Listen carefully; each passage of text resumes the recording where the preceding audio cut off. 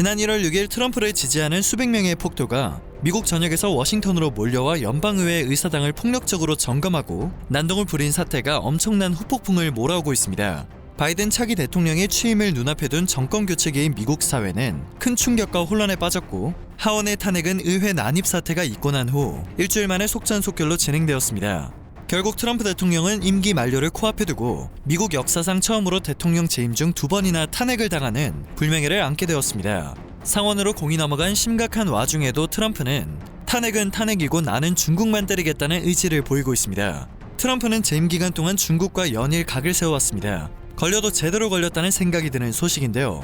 퇴임 마지막 순간까지 중국 때리기는 끝장을 보고 가겠다는 트럼프의 불굴의 의지가 느껴지는 듯합니다. 현지 시간으로 14일 트럼프 행정부는 샤오미와 국영 항공기 제조사인 중국 상용 항공기공사, 국영 석유회사 중국해양석유 등 9개 업체가 중국의 군사 용도로 활용되는 것으로 의심된다며 해당 업체들을 블랙리스트에 또 추가시켰습니다. 세부적으로는 국방부가 샤오미를 블랙리스트에 올렸으며 상무부가 중국 해양석유를 블랙리스트에 올렸다고 하는데요. 로이터와 블룸버그 통신에 따르면 미국 상무부는 중국에서 세 번째로 큰 석유 기업인 중국해양석유에 대해 중국 정부와의 협력을 통한 남중국해에서의 시추 문제를 삼았다고 합니다.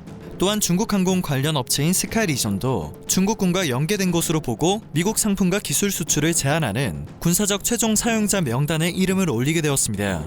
웰버로스 상무장관은 남중국해에서의 중국의 무분별하고 적대적인 행위, 그리고 군사화를 위해 민감한 지적 재산과 기술을 확보하려는 공격적 행보는 미국의 국가안보에 위협적이라고 지적했으며 중국 해양석유가 이웃나라를 겁주려는 중국 인민해방군을 위해 불량배처럼 굴고 있다는 비난도 서슴지 않았습니다. 마이크 폼페이오 국무장관도 성명에서 중국 해양석유에 대한 상무부의 제재를 거론하며 중국 공산당이 중국 해양석유와 다른 국영기업을 불법적 구단선 적용을 위한 무기로 쓰고 있다고 비난했습니다.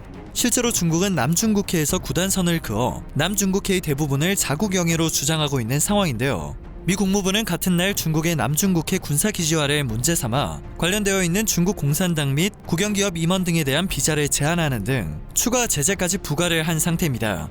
트럼프 대통령은 지난해 11월 중국군과 연계된 기업에 대한 미국인들의 투자를 금지하는 행정명령에 서명을 한 바 있습니다. 이로써 이들 중국 기업은 미국의 새로운 투자 금지 조치를 적용받는 대상이 됩니다. 또한 미국 투자자들은 올해 11월 11일까지 블랙리스트에 오른 기업들의 지분을 처분해야 하는데요. 현재까지 블랙리스트에 이름을 올린 중국 기업은 반도체 업체 SMIC를 포함해 35개에 이릅니다. 퇴임 전 중국 때리기에 그야말로 박차를 가하고 있는 모습인데요. 로이터 통신은 트럼프 대통령의 이러한 행보에 대해 임기 막바지인 트럼프 대통령이 대중국 강경책이라는 유산을 공고히 하기 위한 노력을 하고 있는 것이라고 평가했습니다. 그런데 미국 상무부는 같은 날 미국 정보통신기술 공급망 보호를 내세워 중국 외에도 이란과 러시아, 북한과 쿠바, 그리고 베네수엘라의 니콜라스 마두로 정권을 적국으로 지정했습니다.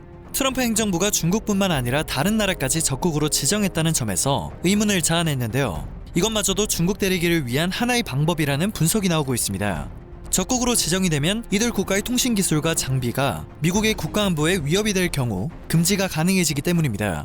6개 나라 및 정권을 적시했으나 핵심 타깃은 중국으로 보는 것이 맞다는 것이 전문가들의 의견입니다. 또한 지난 5일 미국의 전문지 인사이드 US 트레이드 기사에서 트럼프 대통령이 국가안보 위협을 근거로 중국산 앱의 미국 관할권 내 거래 금지를 지시하는 행정명령에 서명했다는 사실을 확인할 수 있었는데요. 이에 대해 이번 행정명령에 따른 상무부의 최종 조치가 이전의 위챗과 틱톡에 대한 제재와 비슷할 것이라는 전망을 함께 전달했습니다. 그러나 월스트리트저널은 새 규정의 시행 여부에 대한 결정은 조 바이든 행정부의 몫이라고 전했습니다. 바이든 측도 중국에 대한 미국의 의존도를 낮추겠다는 입장을 밝히긴 했으나 구체적인 계획은 아직 내놓지 않은 상황인데요. 그래서인지 트럼프 대통령은 끝까지 중국 압박의 고삐를 늦추지 않고 있습니다. 임기 중 탄핵 가능성은 낮지만 미국에선 공직자를 퇴임 이후에도 탄핵하는 것이 가능합니다. 때문에 미국 상원은 트럼프 퇴임 뒤 탄핵 심판을 진행할 계획인데요. 트럼프 대통령은 탄핵은 탄핵이고 중국은 중국이라는 식의 마이웨이로 중국 때리기에 여념이 없는 모습입니다. 오늘 전해드릴 소식은 여기까지입니다. 영상이 정보가 되셨다면 그것만으로도 감사드립니다. 늘 새롭고 유익한 뉴스를 전하는 로버튜브 되겠습니다.